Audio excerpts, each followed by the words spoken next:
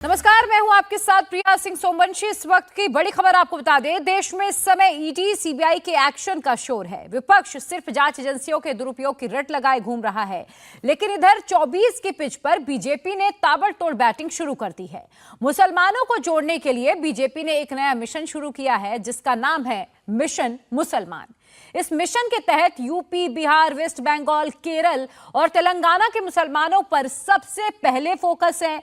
मोदी की पार्टी की नजर करीब 60 से ज्यादा लोकसभा सीटों पर है, जहां मुस्लिम आबादी 30% से ज्यादा है। लेकिन मोदी की इस स्ट्रैटेजी से सबसे ज्यादा परेशान कौन है आखिर? आप ये समझने के लिए हमारी ये रिपोर्ट देखिए। ओवैसी के मन से ये पोस्टर छप रहा है, ऐसे ऐसे पर्चे निकल रहे हैं, ऐसी ऐसी लाइनें चल रही हैं। मोदी ऐसे हैं, मोदी वैसे हैं, मोदी ये हैं, मोदी वो हैं। मुसलमानों में ऐसे मोदी फोबिया का वायरस इंजेक्ट किया जा रहा है। कोई कह रहा है मोदी तेरे राज में सारा हिंदुस्तान खतरे में है। कोई ये फैला रहा है फ्रीडम ऐप से सीखकर क्या आप ताइवान अमरूद की खेती करते हैं? अगर ऐसा है तो आप अपने ताइवान अमरूदों को 1 करोड़ फ्रीडम ऐप के जो ग्राहक हैं उन्हें बिना किसी खर्चे के आप उसे बेच सकते हैं। योगी, मोदी, शाह जैसे तो बहुत आए बहुत गए। कोई ऐसे भड़का रहा है उठो जवानों, नापाक लीडरों को हटा दो। कोई ये कह रहा है ये दज्जाल बैठे हैं, मतलब धोखेबाज बैठे हैं। कभी ऐसी ऐसी गालियां सुनाई जा रही हैं, ऐसे ऐसे जुमले गढ़े जा रहे हैं। सबके टारगेट पर मोदी है। इनको तो पहचानते हैं, ओवैसी के बेहद खास हैं। नाम है इम्तियाज जलील। संसद में ये मोदी के साथ बैठते हैं, तब उनको मोदी से खतरा नहीं लगता है। लेकिन जैसे ही ये मुसलमानों के बीच जाते हैं, इनको मोदी से खतरा दिखता है। कि इस मुल्क के अंदर हिंदुओं को लगता है कि हिंदू खतरे में है, इस मुल्क के अंदर मुसलमानों को लगता है कि मुसलमान खतरे में है। जबकि हकीकत यह है कि धर्म का चश्मा, मजहब का चश्मा उतार कर देखो, मोदी तेरे राज में तो सारा हिंदुस्तान अब खतरे में है। इनसे मिलिए, इन मोहतरमा का नाम है सैयदा फलक। ओवैसी के मंच पर यह भी मौजूद थी। इनकी तकरीर में भी मोदी योगी शाह के लिए नफरत भरी थी। योगी, मोदी, शाह क्या चीज है भाई? ऐसे तो कई आए गए। जब अल्लाह पे भरोसा है तो इंसानों से क्या डरना? जो बंदा सिर्फ अल्लाह के आगे झुकता है वो दुनिया में किसी से नहीं डरता। तो अब डरना, घबराना, किसी के आगे झुकना, गुलामी करना छोड़ दो।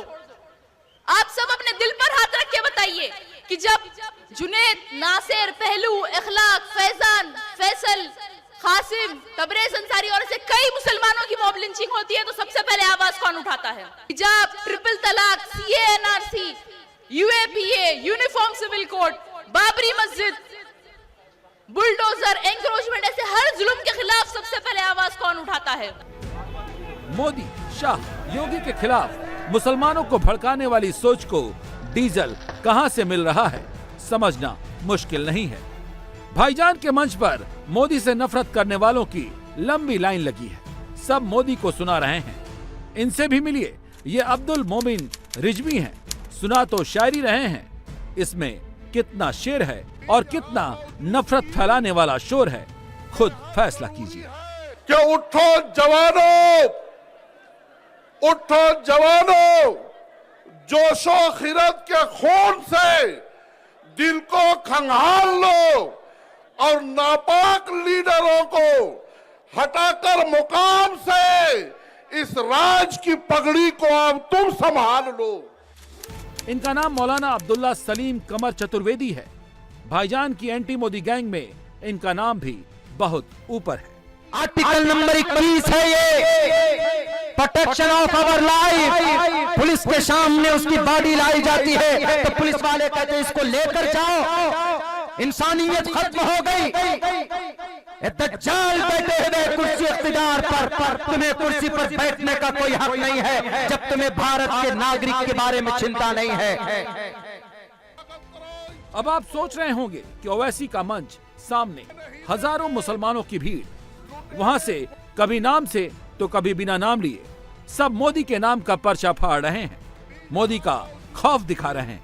इसकी वजह यह है 24 से पहले बीजेपी का मुस्लिम मोहल्ले में पहुंचने का मेगा प्लान, जिसके जरिए वो पूरे देश की जहां मुस्लिमों की 30% से ज्यादा आबादी है, उन 60 लोकसभा सीटों पर पूरी ताकत झोंकने की तैयारी है।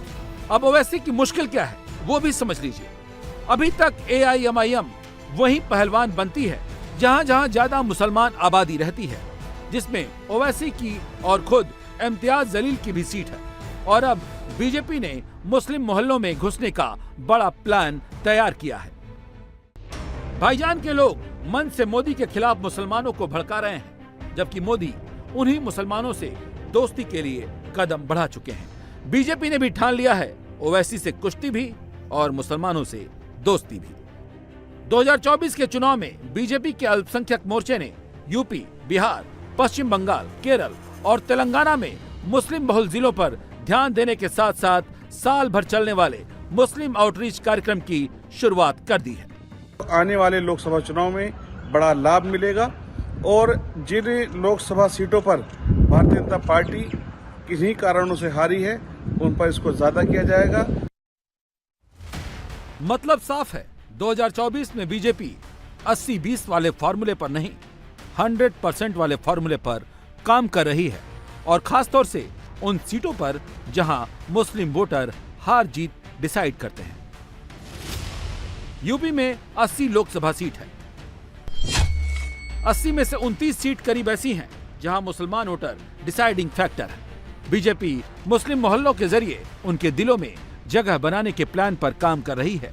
जल्द ही बीजेपी पूरे यूपी में सूफी सम्मेलन करने जा रही है ताकि ज्यादा से ज्यादा अल्पसंख्यक समाज को जोड़ा जा सके।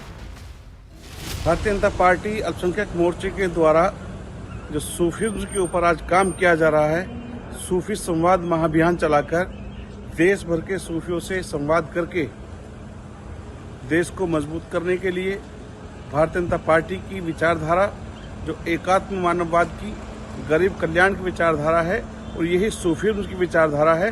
सबका साथ, सबका विकास, सबका साथ अगर भारतीय जनता पार्टी कहती है तो यही सूफीज़्म कहता है। चेहरों पर मुस्कुराहट लाना और हिंदुस्तान के हर मजहब के लोगों से प्यार से, भाईचारे से मिलना, ईद की सेवइयों में, होली के रंगों में और दीपावली की मिठाइयों में भाईचारे की एक जो अमान मोहब्बत का पैगाम छिपा होता है उसको आम करना, यही सूफीज़्म है। इसी को लेकर आज भारतीय जनता पार्टी अल्पसंख्यक मोर्चा आगे बढ़ा है। बहुत जल्द उत्तर प्रदेश के अंदर, पूरे देश के अंदर सूफीज़्म की विचारधारा के साथ चलने वाले लोग, मानने वाले लोगों को साथ लेकर भारतीय जनता पार्टी आगे बढ़ रही है। अब तक समाजवादी पार्टी, BSP और कांग्रेस को ही मुसलमान चुनता आया है, लेकिन बीजेपी 24 में मुस्लिम वोट बैंक में बड़ी सेंध लगाने की तैयारी कर रही है। यूपी में अलग अलग इलाकों में अलग अलग फॉर्मूले पर काम कर रही है। मसलन पश्चिम यूपी में बीजेपी एक राष्ट्र एक DNA के नाम से स्नेह सम्मेलन करने वाली है, जिसके पीछे बीजेपी के रणनीतिकारों का तर्क है। अलग अलग समय में बड़ी तादाद में धर्मांतरण जैसे प्रकरण सामने आए। ऐसे में पश्चिम यूपी में बड़ी संख्या में मुस्लिम जाट, मुस्लिम राजपूत, मुस्लिम त्यागी और मुस्लिम गुर्जर ऐसे हैं जिनके पूर्वज हिंदू थे। अब बीजेपी पश्चिम उत्तर प्रदेश में हिंदू से मुस्लिम बने इन मुस्लिम जाट, मुस्लिम गुर्जर, मुस्लिम त्यागी और मुस्लिम राजपूत का वोट पाने की कोशिश में है। 2024 की तैयारियां शुरू हो चुकी हैं उत्तर प्रदेश में, पूरे देश में। बीजेपी इस समय उन 29 सीटों पर बहुत ज़्यादा फोकस कर रही है जो पिछली बार या तो हार गए थे या तो मुस्लिम बाहुल्य सीटें हैं। इन सीट्स को लेकर के आप लोगों ने जो योजना बनाई है, किस तरीके से उन सीट पे फाइट करेंगे? हालांकि रामपुर आप लोगों ने जीती थी एक सीट जो कि भी हाल में उपचुनाव हुआ था, तो आगे की क्या तैयारियां हैं सिर्फ मुस्लिम बाहुल्य सीटों को लेकर? देखिए, हम लोग सबका साथ, सबके विकास के नारे के साथ आगे बढ़ रहे हैं। सर्व समाज का, सर्व वर्ग, धर्म और जाति के लोगों का समर्थन, सहयोग और आशीर्वाद आदरणीय मोदी जी और योगी जी पे इसलिए है कि हमने कहीं भी, चाहे उनके लोक कल्याणकारी योजनाओं का लाभ देने की बात हो, विकास की बात हो, कहीं भी पक्षपात भेदभाव नहीं किया है। आप देखेंगे कि लोक कल्याणकारी योजनाओं का सबसे अधिक लाभ का प्रतिशत हमारे गरीब मुस्लिम समाज को मिला है, जिसको पसमानदा समाज कहते हैं। उस समाज की भी भावनात्मक लगाव भारतीय जनता पार्टी के प्रति है। और पिछले चुनाव में भी सिद्ध हुआ था कि उन लोगों का एक बड़ा हिस्सा वोट का हमें मिला था। पुनः निश्चित रूप से हर वर्ग, धर्म और जाति के लोगों का समर्थन, सहयोग और आशीर्वाद हमारी नीतियों, रीतियों पर, विकास कार्यों के आधार पर, और जो जिस तरीके से देश आगे बढ़ा है, जिस तरीके से उत्तर प्रदेश आगे बढ़ा है, उसके परिणाम स्वरूप सबका आशीर्वाद भारतीय जनता पार्टी को मिलेगा। और 29 नहीं, हम उत्तर प्रदेश की 80 की 80 सीटें जीतने का काम करेंगे और इसमें सफल होंगे। उसके लिए हमारा संगठन जमीन तक, पन्ना प्रमुख तक, एक एक बूथ तक पहुंचने का काम कर रहा है। ये बात किसी से छिपी नहीं है। ट्रिपल तलाक जैसे मुद्दे पर मुस्लिम महिलाओं का समर्थन बीजेपी को मिला है और सर्वे भी कहते हैं कि मोदी को मुसलमानों ने भी वोट दिया है। इसी विश्वास के साथ टीम मोदी मुसलमानों का दिल जीतने के प्लान पर काम कर रही है। सिर्फ यूपी ही नहीं, बिहार में भी बीजेपी ने मुस्लिम वोटर तक पहुंचने का अपना प्लान तैयार किया है। 18 मार्च को पटना में सूफी संवाद कार्यक्रम रखा गया है। इस कार्यक्रम के जरिए 1-to-1 कांटेक्ट का प्रयास है, जहां मुसलमानों को केंद्र की योजनाओं के बारे में बताया जाएगा। मुस्लिम लाभार्थियों से मिलने का भी कार्यक्रम है। बीजेपी की तैयारी का आलम क्या है, इसी बात से समझ सकते हैं कि बिहार के मुस्लिम बहुल आबादी वाले 4 जिलों किशनगंज, कटिहार, पूर्णिया और अररिया में मुस्लिम समाज को अपने साथ जोड़ने के लिए बीजेपी ने केंद्र से इन जिलों में प्रभारी नियुक्त किए हैं और इनके साथ 3-3 सह प्रभारी भी यहाँ नियुक्त किए गए हैं, जो हर बूथ पर पन्ना प्रमुख के साथ मिल रहे हैं। बिहार में पसमानदा समाज को भी जोड़ने की कोशिश अल्पसंख्यक मोर्चा की तरफ से की जा रही है। पसमानदा में अंसारी, शाह, सब्जी फरोश, कलाल, नट, इन सबको अपने साथ जोड़ा जा रहा है।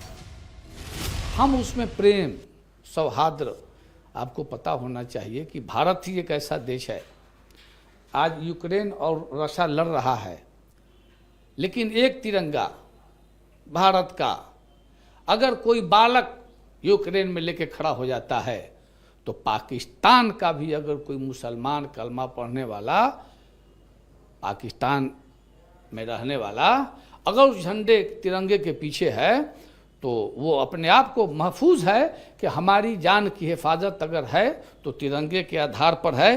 तो वो स्नेह वहाँ नहीं है, लेकिन भारत में स्नेह, चूँकि भारत का प्रधानमंत्री हम सब के रहनुमा स्नेह सम्मेलन कब हो रहा है और कैसे? माननीय नरेंद्र मोदी जी ने कहा कि हम युद्ध नहीं चाहते, हम संसार में चैन चाहते हैं, सलामती चाहते हैं, प्रेम चाहते हैं, भाईचारा चाहते हैं। इसीलिए हमारा एकदम नारा है कि नफरत मुक्त और प्रेम युक्त पूरे संसार को, ये जो पूरी लीडरशिप मोदी जी की एक्सेप्ट हुई है वर्ल्ड में, वो यही है कि भारत ही एक ऐसा देश है जिसका प्रधानमंत्री पूरी दुनिया में अमन, चैन, शांति ला सकता है।